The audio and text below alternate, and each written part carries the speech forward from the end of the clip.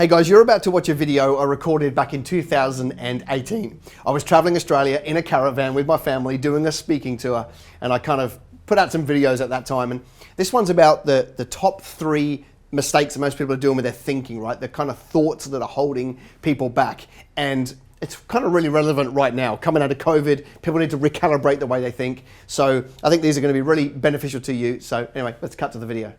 No sleep, no rest. Might crash, might wreck. But first I stretch. Time to run it off. One that I want to talk about now, I've been pondering for a long time, and so I'm just going to talk about it, right? And it's the negative thought processes that I hear most people are having. You know, you may have one of these, 2 of these, or 3 of these, more. You might have them regularly, infrequently. I don't know. I guess you can decide that, but they're debilitating. And there's more than these 3 that I'm going to run through, but they're the 3 that probably are the most prominent, which is why, you know, you're probably going to get most from them, right? All I want to do is I want to run through 3 kind of negative thoughts that most people are having, and there's no point in pointing out the problem unless we've got some sort of solution. So I'm going to kind of talk into, you know, what do we do about those so that we get better results. The first one is unanimous across every believer, I reckon, and it's simply this: you know, this negative self-talk. I'm not worth it. I'm not good enough. I am simply not enough. You know what the funny thing is? When I first became a believer, you know, that was probably the story I told myself all the time because I knew my past. You know, we all have that past. We all know our own limitations. So it's very easy to look at the world around us and compare ourselves and, you know, think that we're not good enough. Here's the irony about the thought process of you're not good enough. You're not good enough. That's the beauty of collaborating with the King. You are not good enough to go and explode a business, you know, build a great company that provides for you and your family, funds your church, funds other parachurch organizations, and has a huge amount of influence. You are not good enough. I am not good enough, right? It wasn't that long ago that I was cleaning windows for $20 an hour, and now we're filling conference rooms, and I don't take the credit. I'm not good enough to have achieved that. 2,200 people coming to events in March this year. I'm not good enough, right? It's the fact that I collaborated with the Lord that makes all the difference. I do my part, He does His. And the fact that I'm not good enough makes it a perfect scenario because, you know, where I fall short, He picks up the difference. And that's the beauty of having a good dad, right? You are not good enough. And you know, let's look at Scripture. Moses wasn't good enough, right? His whole mind was like, I'm not good enough. Joseph wasn't good enough, you know. Caleb wasn't good. Gideon was definitely, in his own mind, was definitely not good enough. He's like, show me a sign, and now show me a sign, and now show me a sign, and if Lord, just don't hate me, but show me one more sign. You know, the Apostle Paul wasn't good enough, right? And he talked about how he was the chief of sinners and stuff like that. You are not good enough. I am not good enough. And we need to take solace in the fact that we are not good enough. But with our, you know, imperfect part and God's perfect part, we can do an amazing thing. You know, you take Gideon, look what he did. Went to, you know, 30,000 men, ends up with 300, goes and takes them out, wins the war. Look what Joseph did. He led them through the worst famine in history. You know, you look what Moses did. You know, he leads his people out of Egypt, and all through that journey with, you know, God hardening Pharaoh's heart, right? So you're not good enough, all right? So here's the thing: when we start thinking that, or, you know, and the enemy whispers in our ears and starts telling us it's rubbish, we need to be okay with it. Actually, rather than fight it, we need to go, yeah, you know what, I'm not, but God is, and I'm just going to keep getting better and better and upskilling and learning more in the Word, and it gets easier and easier and easier. The second thought process that I see a lot of people have is this: they actually get a little bit scared, like a deer in the headlights, scared that they're going to run ahead of God. And, you know, I find it really, really interesting, that whole process that you're going to run ahead of God, because by default, what we're actually saying is God wants to go slower than me. And you know what? I don't know that that's the case. God's more interested, right, in our character than our accomplishments. So He'll use whatever situation to refine us to be more like Him. You know, whether we're running hard or not, you know, whether we're doing the exact task He's got for us or we're slightly off, He'll use all of that to refine our character to be more like Him. Because the more we are like Him, the more we can be trusted with, right? We read that from Scripture. It wasn't the most skillful that had the biggest calls in the Bible. It was the people that were more like God who could be trusted. So, you know, I meet these people that, you know, that are scared of running ahead of God. And what it does is it puts them in a position of playing defense.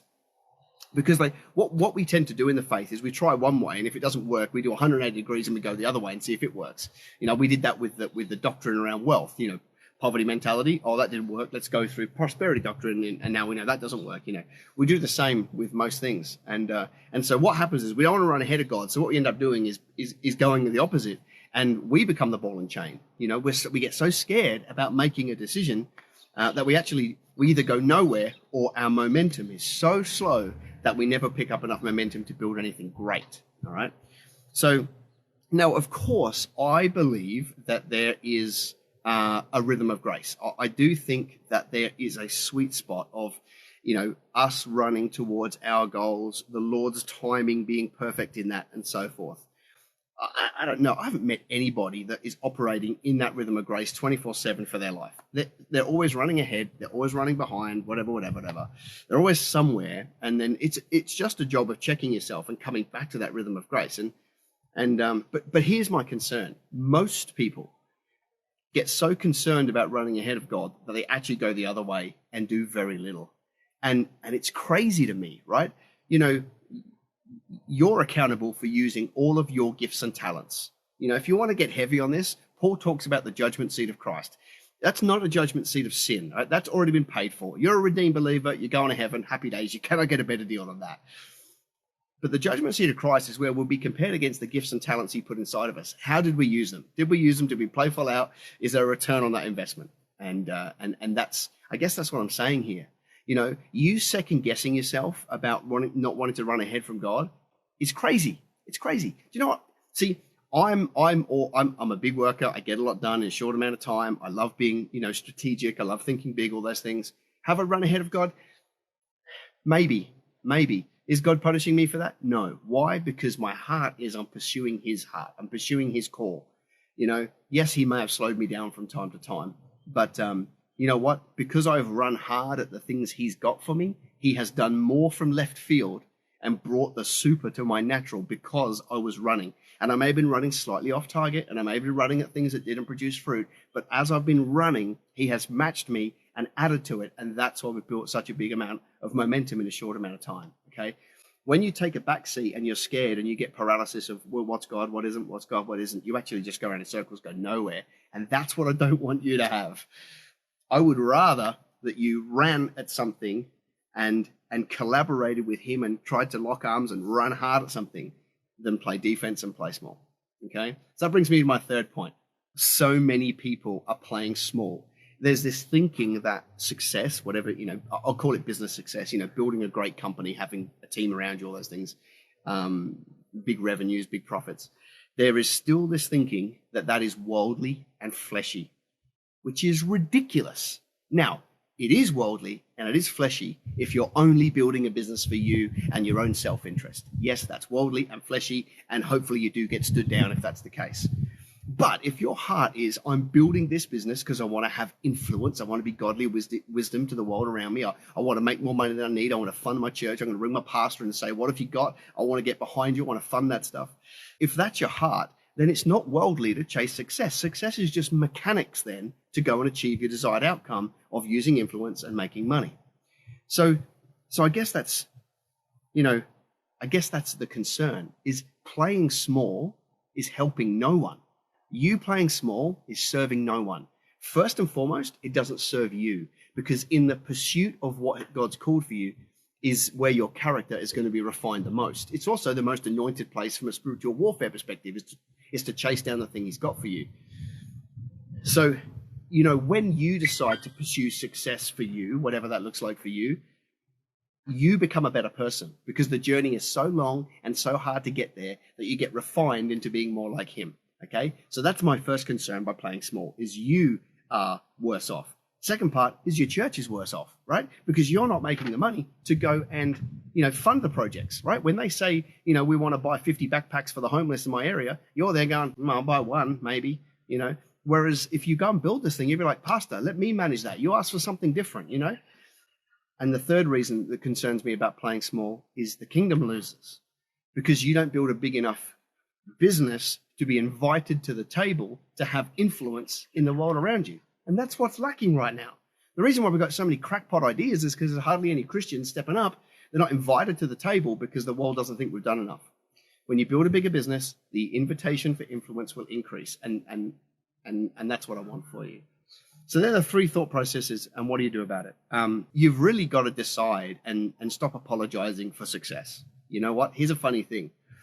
I've obviously been, this year is our second trip around the country, but this year I've spent a lot more time in the middle of the desert with no internet and stuff like that. And I've really realized I've been playing small as well. I've been playing small, no doubt about it. I had to go back to the Lord and say, sorry, I've been playing small. There's too many people that are apologizing for the little bit of success they've got. It's ridiculous. You don't have to be accountable to anybody else or any denomination. You be accountable for the gifts and talents God put inside of you. He wants to know if he gets an ROI, a return on investment, in what he put inside of you. You just need to get okay with pursuing your own success. And as long as it's not all about you, then you can't lose, all right?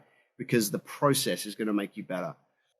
When you get those thoughts of like, I don't know that the Lord's called me for this. It's ridiculous. You ought to beat them into submission. Take them captive, take them back to the Lord and say, what do I do with these thoughts? Because the truth is, you should pursue success. You should pursue a big business. You should pursue big influence, because that's what occupying until I come means. When Jesus said, occupy until I come, it doesn't mean sit around and sit in church on Sunday until I get back. It means use your gifts and talents that are put inside of you and do your very best with them, and let's collaborate together and let's go do something good.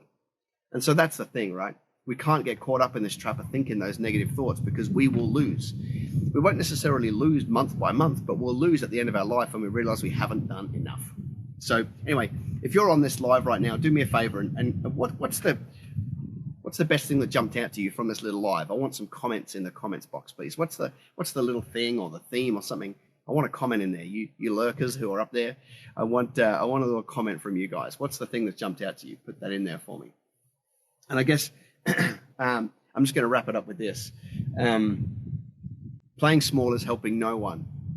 I am engineering my entire business model so that in the next 3 to 5 years, I can be building businesses in the same market that I'm teaching you how to do it in, so that you can see me do it in person rather than hear from somebody that built a great business in 2005, right?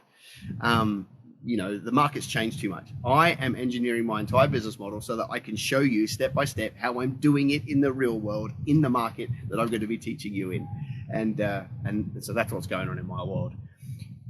But it's not helping anybody to be on the back foot. You cannot win a game of sport playing defense. The best you can hope for is 0-0, or the best you can hope for is even.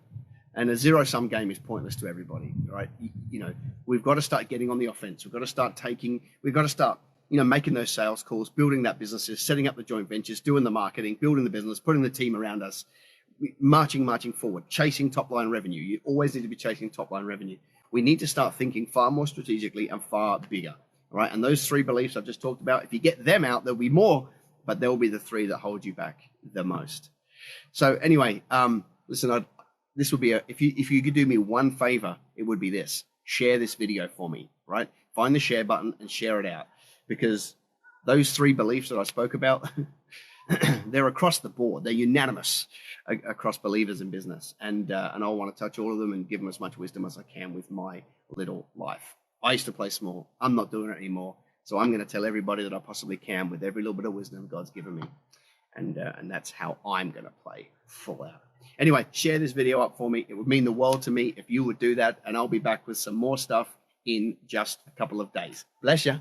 No sleep, no rest. Might crash, might wreck. But first I stretch. Time to run it all.